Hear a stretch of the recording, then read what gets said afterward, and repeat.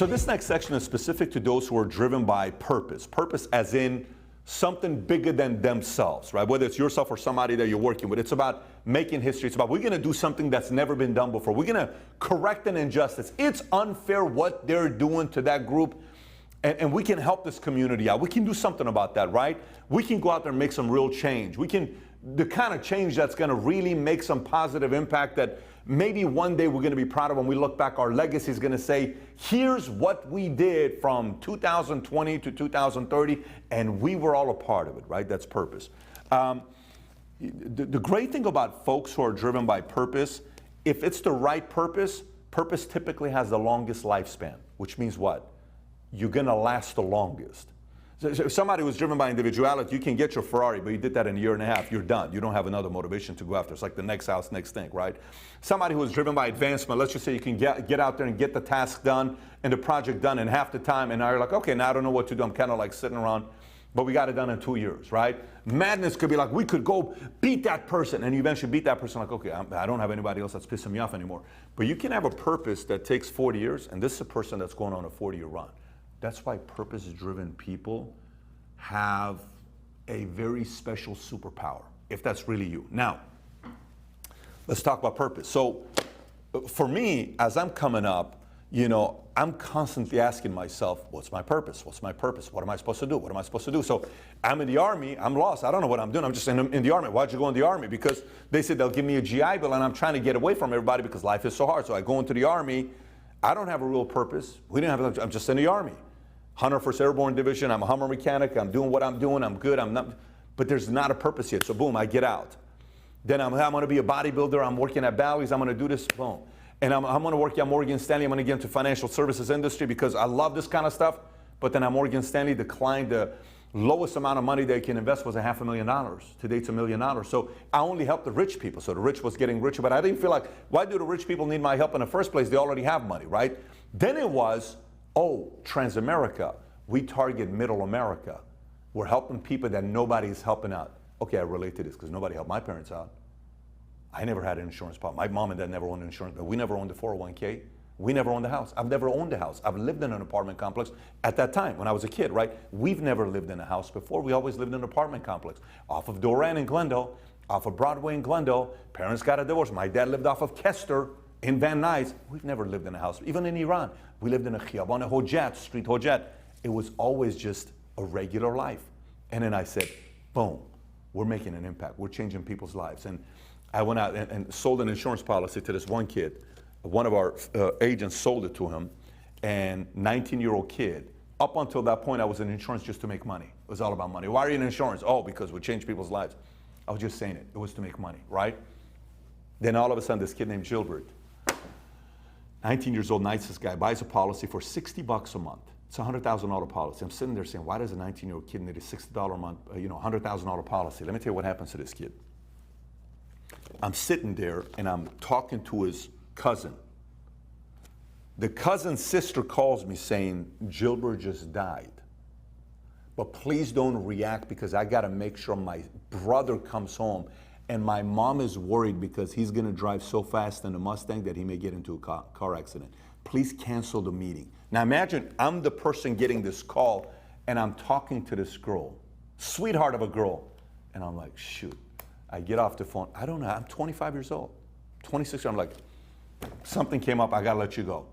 Oh really? Man, I was really waiting for, I know, but I gotta let you go. Then his sister calls, he picks up, says, Mom needs you to take her to the doctor.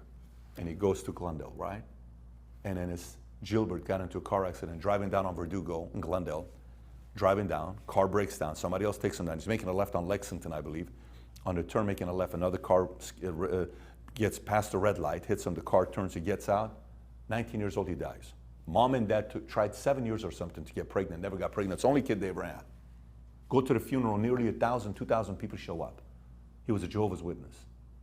And I'm looking at about his reaction about this kid, how much they loved him. He was a 19-year-old kid that would come around the office and say, you look like you're going through a tough time. You mind if I pray for you? And not in a weird way. You know how it's so weird sometimes? He would just say, you mind if I pray for you? Heavenly Father, boom, boom, boom.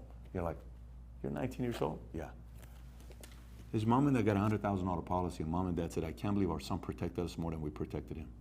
Very emotional moment. That moment when this happened, I'm by myself in the car and I'm like, I don't even know if life insurance worked. That day, it went from here to here. It went from it's all money, it went to we're changing people's lives.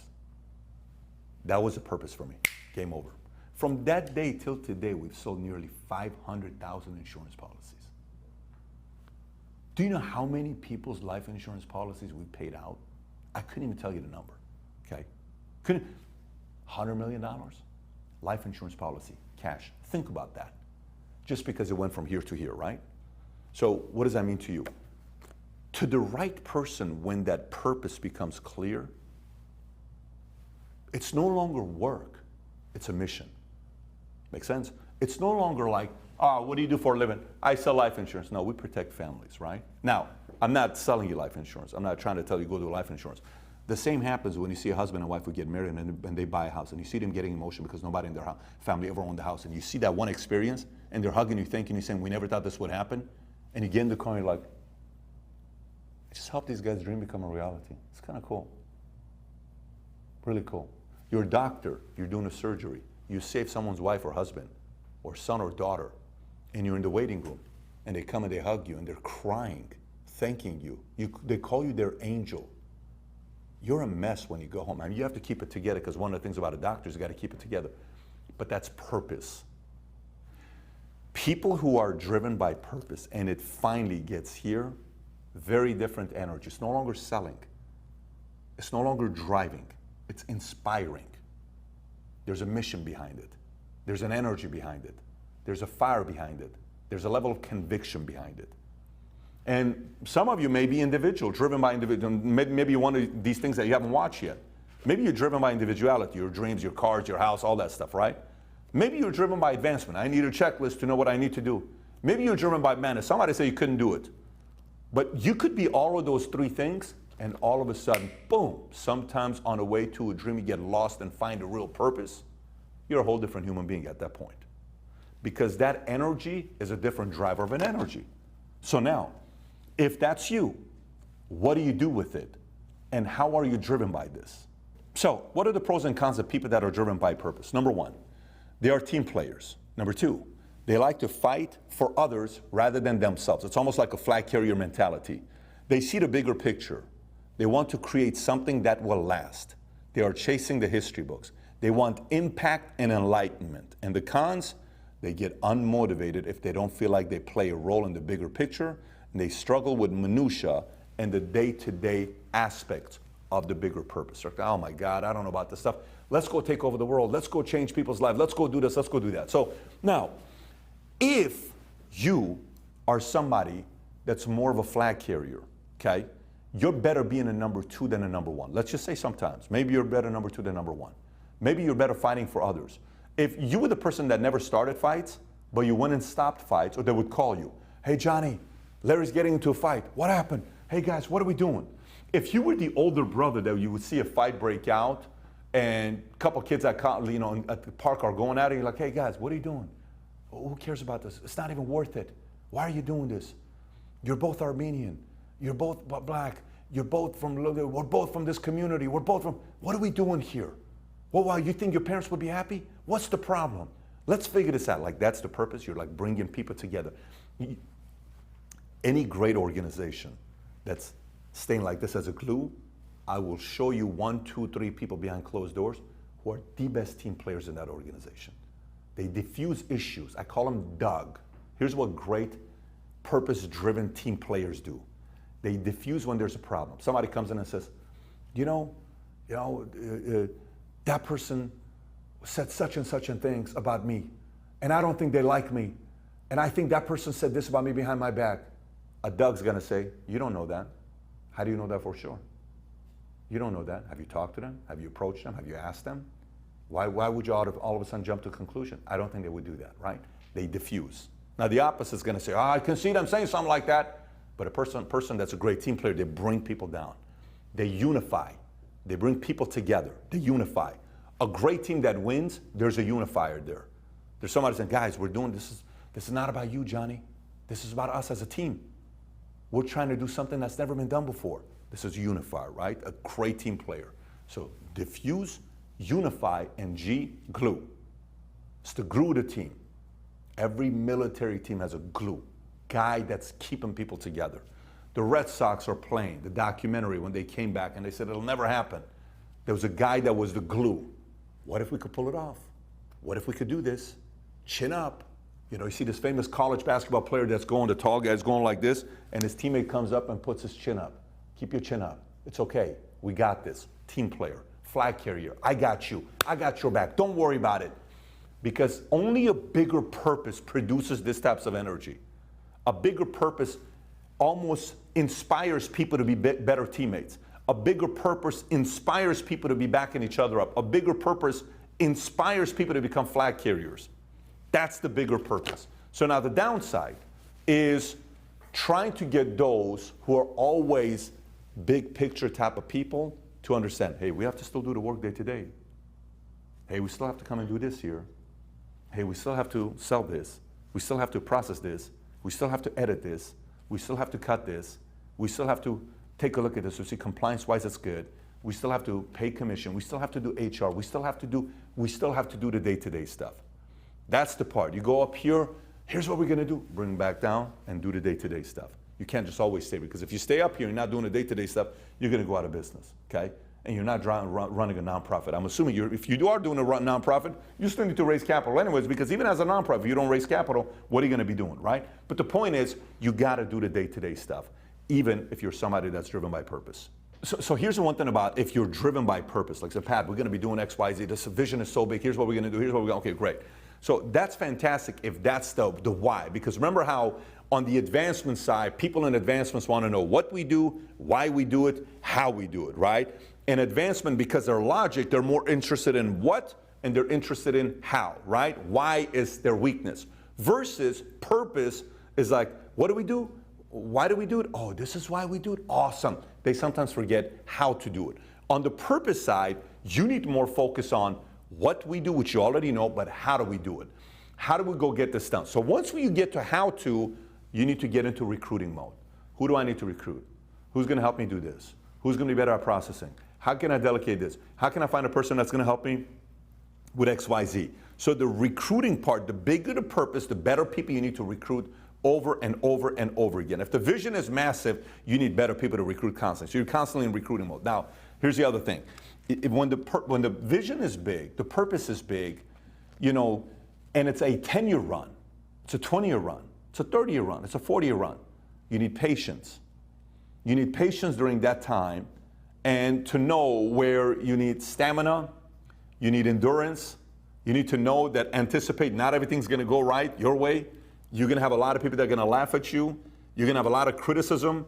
You're going to have a lot of people that are going to think you're nuts. You want to do you're out of your mind. There's no way. Like all of that you're going to face for purpose. You go, oh, here's what we're going to do. You guys are going to do that? You cannot be, what's the word I'm looking for? You cannot have your feelings be hurt or discouraged because others don't believe you can ever fulfill your purpose.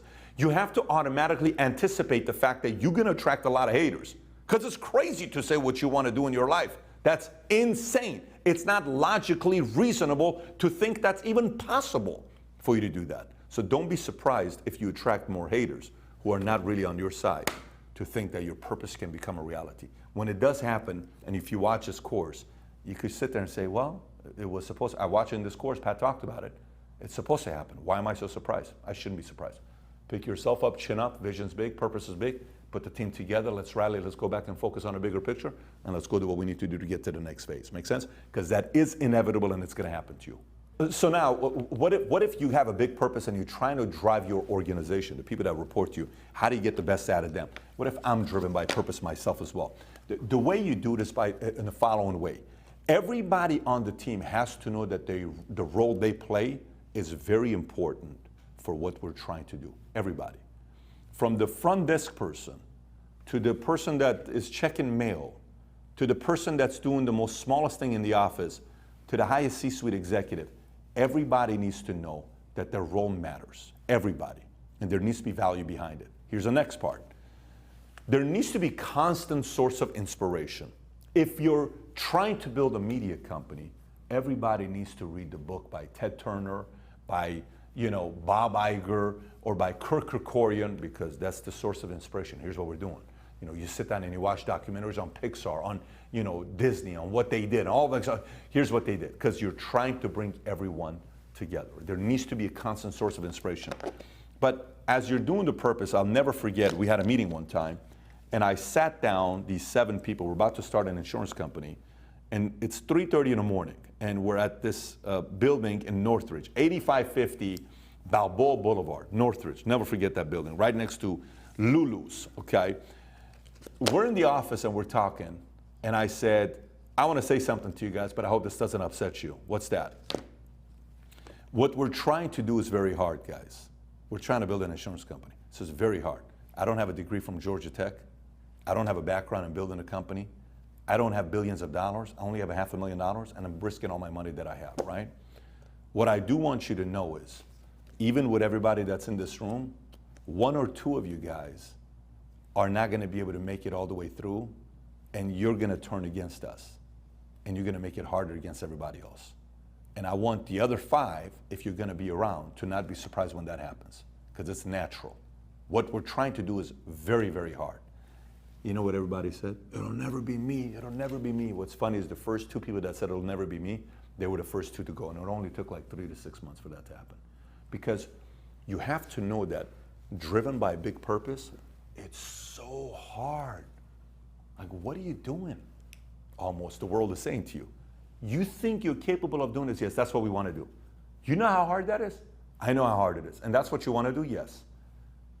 Tell your guys that what we're trying to do is not something that's just go out there and we're going to be able to do this. No, it's going to be challenging. But if you keep reselling the purpose, and if you keep talking about the role they can play in it, and if you keep recruiting, eventually true believers are going to show up left and right. And the speed of accelerating towards the vision and the purpose becoming a reality is going to all of a sudden exponentially grow, that you're going to be like, I don't even know what happened all of a sudden. Never thought we're going to grow at this pace. Things got easier. It's not that things got easier. You became a better leader. You got better at finding people.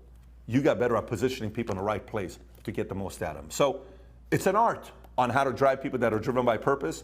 But if you do it right, your big vision that you have in place could eventually become a reality. And not only do you win when that happens, you and the teammates that are with you when that happens all end up winning.